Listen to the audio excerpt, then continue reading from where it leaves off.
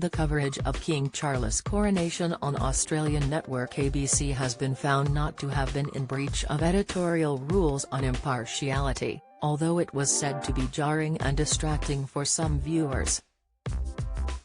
A total of 1,832 complaints were made about a segment of the coverage which showed guests arriving at Westminster Abbey while a panel discussed critical perspectives on the role of the monarchy in modern Australia, with the guests touching on Indigenous issues. Get the latest royal news straight to your phone by joining our WhatsApp community. The segment ran from 5:15 p.m. until 6 p.m. Australian Eastern Standard Time, which in the UK would have been about 8:15 a.m. until 9 a.m. when the very first guests started to arrive at the Abbey. The Ombudsman said, while the ABC should on all occasions be fair, accurate and open-minded, the impartiality standards do not require that every perspective receives equal time, nor that every facet of every argument is presented. The panel was hosted by Jeremy Fernandez and Julia Baird, Republic Movement co-chair Craig Foster, and MP Julian Leeser, a Liberal Party advocate of a voice to Parliament, which helps to give Indigenous communities in Australia the opportunity to inform policy and legal decisions that impacts on them. The coverage also featured Stan Grant, who stepped down as presenter of ABC's Q+A following a torrent of racial abuse against his Indigenous heritage.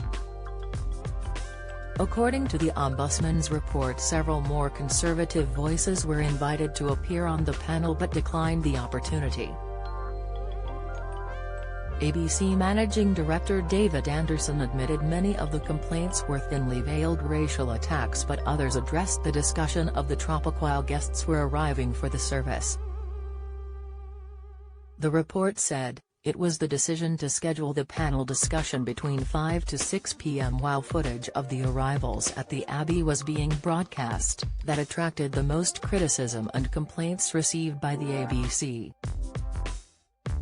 There were clearly instances where the footage being presented from London did not relate to the nature of the critical discussion being had by the panel in Australia, which was jarring and distracting for some of the audience as evidenced by complaints received. The ABC has defended the coverage, saying it was important a diversity of views was presented, adding that this 45-minute discussion was a small part of their coverage of the day.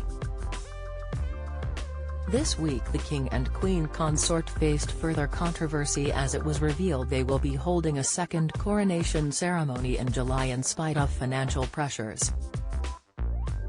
In the summer the royals will be crowned in a special Scottish ceremony, a service of dedication and thanksgiving, and will be presented with the honours of Scotland.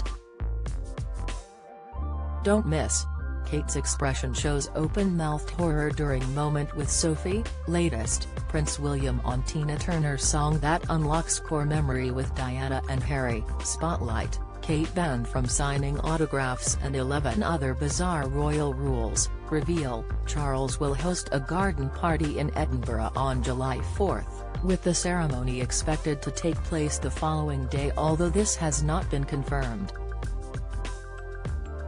The Crown Room at Edinburgh Castle will be closed between July 4 and 6, with the entire castle closed on July 5. Operation Golden Orb, the code name for the coronation, cost an estimated £100 million, most of which was spent on security on the day. The London-based ceremony earlier this month was a Church of England service. However, the Scottish ceremony will allow the King to dedicate to his Scottish subjects.